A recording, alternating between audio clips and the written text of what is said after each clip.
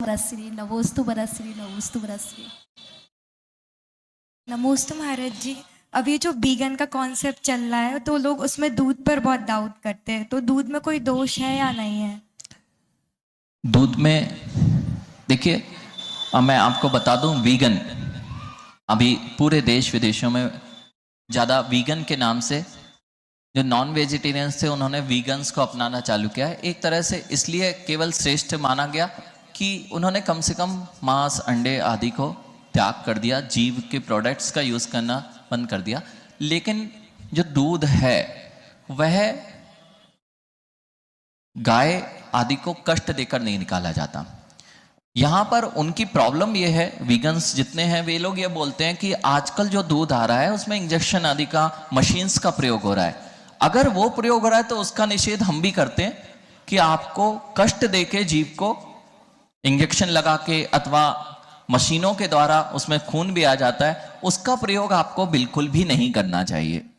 आप यदि सामान्य दूध पी रहे हैं तो वह गाय जो है वह कामधेनु आज से ही नहीं हमेशा से कहलाई है, और उसके खीर अरिहंत भगवंतों ने भी खाई है।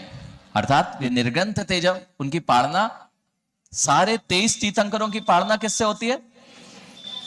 क्षीर अन्न, क्षीर अन्न कहा गया है। क्षीर और अन्न अर्थात वह खीर से होती है। इसलिए एक तो यह प्रकरण आपको समझ लेना चाहिए कि उनको कष्ट देके नहीं निकाला गया। अब दूसरी चीज, एक और इन लोगों ने एक बीच में कॉन्सेप्ट लाए कि हम लोग दूध का प्रयोग कर रहे हैं तो जो गाय बछड़े पैदा होते हैं, बैल वृषभ पैदा होते हैं, तो उनका मानना है कि हम लोग प्रयोग नहीं करेंगे ना तो लोग पालेंगे नहीं, और पालेंगे नहीं तो जो पैदा नहीं होंगे। आजकल ब्रीडिंग कराई जा रही है, आर्टिफिशियल ब्रीडिंग हो रही है, और साथ में गर्भाधान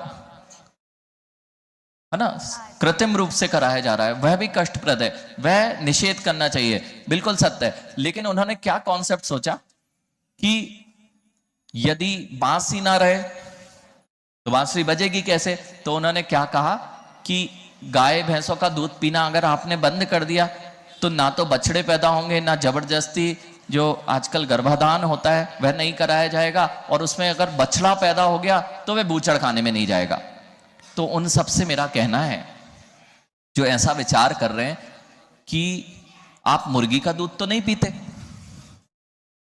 मुर्गी का दूध तो नहीं पीते, फिर भी लोग मुर्गियों का पालन केंद्र खोलते हैं, और पालन केंद्र क्या, वो तो उनको मारने का केंद्र होता है। ऐसे ही आपको लग रहा है कि हम दूध पीना बंद कर देंगे तो लोग पालेंगे नहीं, वे फिर केवल और केवल मांस को उत्पन्न करने के लिए उनकी गर्भाधान कराएंगे। अभी तो बहुत अच्छा है कि आप सब दुग्ध आदि के प्रोडक्ट्स प्रयोग करते हैं, घर में गाय आदि का पालन करते हैं और गौशालाएं हैं।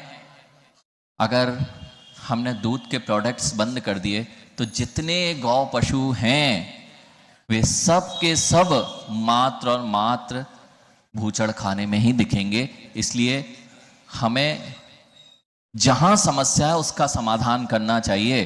पूरा पेड़ उखाड़ के फेंक दोगे, फल सड़ा है तो फल को फेंको, लेकिन पूरे पेड़ को उखाड़ के फेंकने की बात मत करो। ऐसे ही वीगन के साथ में प्रॉब्लम यह हो रही है कि वे दूध के प्रोडक्ट्स को खराब कहने लगे, जबकि दूध का प्रोडक्ट खराब नहीं है, दूध का प्रोडक्शन किस तरीके से किया जा रहा है ये खराब है। उसको सही करने का सिस्टम सही करो, सिस्टम उखाड़ के मत फेंको, है ना। तो सिस्टम सही करना है कि कैसे करना चाहिए ये सिखाओ, उन पर जाति नहीं होना चाहिए ये सिखाइए। लेकिन आप तो गाय भैंसों को ही खत्म कर दो, आप खत्म ही तो कर रहे हैं, क्योंकि पिएगा ही नहीं तो कोई पालेगा भी नहीं, और पालेगा नहीं तो केवल और केवल वे भूचड़ खानों में मिलेंगे। इसलिए वीगन का कॉन्सेप्ट्स जो है वह अतिरेक को लिए हुए है, और जिन आगम में जो अहिंसा कही गई है इससे उपरिम अहिंसा आज तक किसी जगत में दिखाई नहीं देती। इसलिए जिन धर्म के अनुसार आपको दूध पीने की आज्ञा है आप पी सकते हैं, वह रक्त नहीं है। मांस रक्त जो होता है वह नख, मांस, रक्त, हड्डी, इन सब का सेवन का निषेध है। लेकिन दूध पीने का निषेध नहीं है।